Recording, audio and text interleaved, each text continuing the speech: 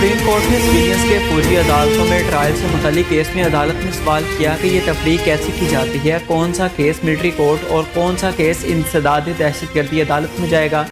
Civilians کے فوجی عدالتوں میں ٹرائل کے خلاف انٹرا کورٹ اپیل پر سماعت جسٹس امین الدین کی سربراہی میں 7 رکنی آئینی بینچ نے کی، جس دوران وزارت دفاع کے وکیل خواجہ حارث نے دلائل دیے کہ جسٹس امین الدین نے کہا ہے کہ بنیادی حقوق کا عدالتوں میں دفاع ہو سکتا ہے، صرف عملداری معطل ہوتی ہے، جبکہ جسٹس مسرت حلالی نے ریمارکس دیے کہ موجودہ کیس میں ملزمان کو فوجی تحویل میں لیا گیا ہے تو بنیادی حقوق معطل نہیں تھے۔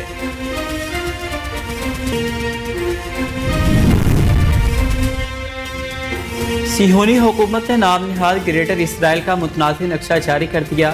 صہیونی حکومت کی جانب سے جاری کیے نقشے میں مقبوضہ فلسطینی علاقوں کے علاوہ اردن، شام، لبنان اور دیگر عرب ممالک کو صہیونی ریاست کا حصہ دکھایا گیا ہے۔ فلسطین، سعودی عرب، قطر، اردن، متحدہ عرب امارات نے اسرائیل کے نام نہاد تاریخی صہیونی ریاست کے متنازع نقشے کی مذمت کی۔ سعودی عرب نے اسرائیلی نقشے کی سختی سے مذمت کرتے ہوئے اسے مسترد کر دیا۔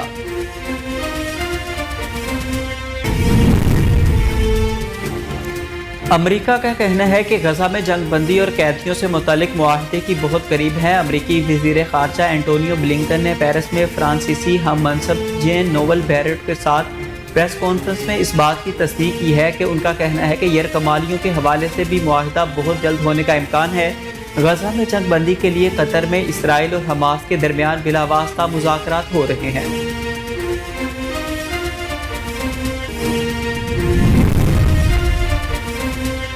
اسپیکر قومی اسمبلی نے مذاکرات کے حوالے سے اپنے کردار پر سوالات اٹھانے پر افسوس کا اظہار کیا۔ سردار ایاز صادق نے کہا ہے کہ بانی سے ملاقات نہ کروانے پر میرے کردار بارے بات نہ کریں، بیجا تنقید کی جا رہی ہے۔ اسپیکر ایاز صادق نے کہا ہے کہ واضح کر دیتا ہوں کہ میرا کام حکومت اور اپوزیشن کے درمیان سہولت کاری ہے، بانی سے ملاقات کروانا میرا مینڈیٹ ہے، نہ ہی ذمہ داری ہے۔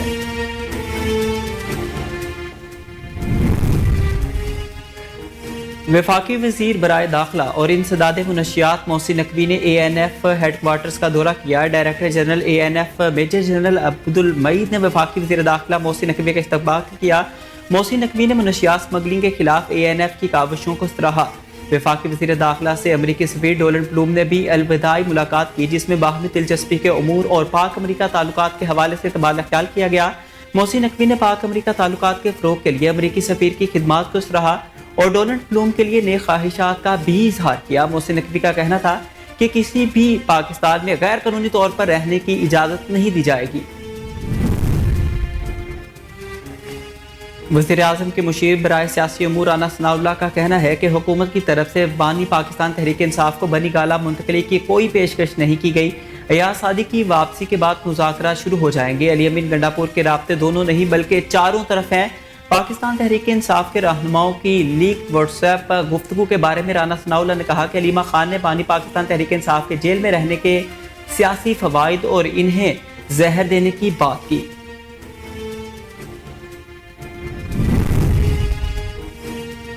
قومی اسمبلی میں اپوزیشن لیڈر عمر ایوب نے کہا ہے کہ اگر حکومت واقعی اختیار رکھتی ہے تو بانی پاکستان تحریک انصاف سے ہماری ملاقات کرائے۔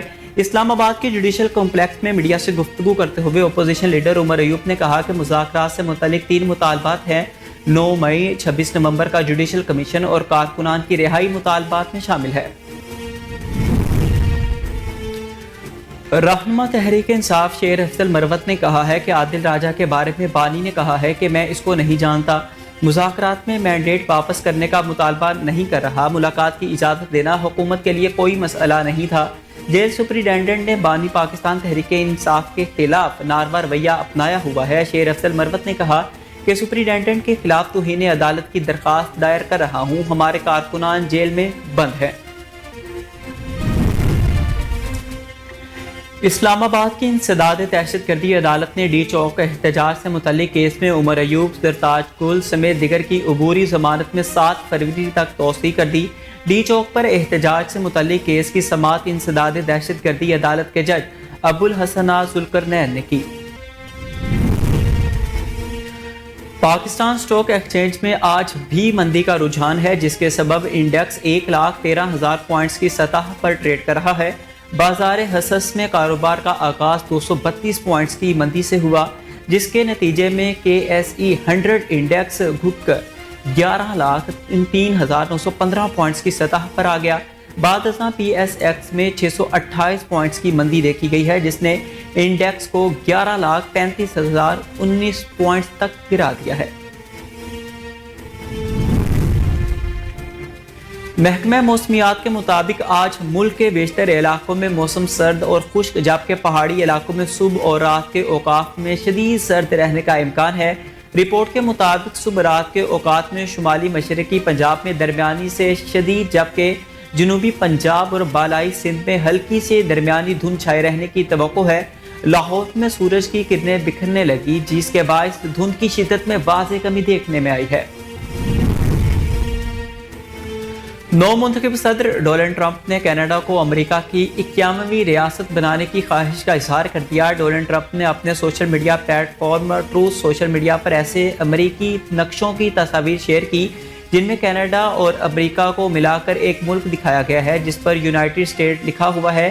ایک نقشے کے کیپشن میں ٹرمپ نے او کینیڈا بھی لکھا ہے۔ ان کا کہنا ہے کہ گرین لینڈ بھی امریکہ کو ملنا چاہیے۔